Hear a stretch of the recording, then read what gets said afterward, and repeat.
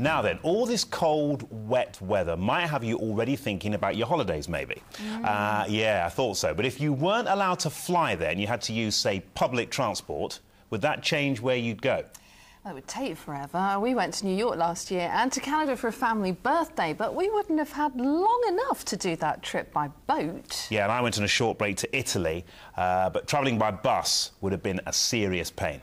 But tonight we meet an intrepid traveller who is going to every country in the world by public transport. In fact, Graham Hughes from Liverpool has already been to 140, so only has around 50 left. He's not flying to any of those destinations, so is he simply plain crazy? Sorry. Kate Gifford has been finding out. That's it behind me, that is the equator. That's the monument there on the roundabout. He's a filmmaker and intrepid explorer from Liverpool.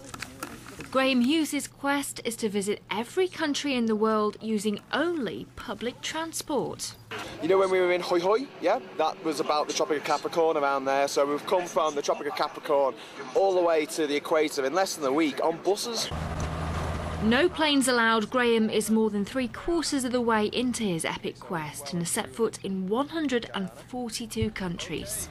And now we're crossing over this bridge here, which is the bridge that separates Ecuador and Colombia, and now we're in Colombia. Starting in Buenos Aires on New Year's Day last year, he's already set a new world record for the most countries visited in 1 year without flying. But he's returned to the UK to pick up visas to finish his journey. I'm taking trains, I'm taking buses. Overseas, I'm having to hitch rides on cargo boats or yachts that are going that way anyway. And generally, I'm just trying to, stay out of trouble and get around these places.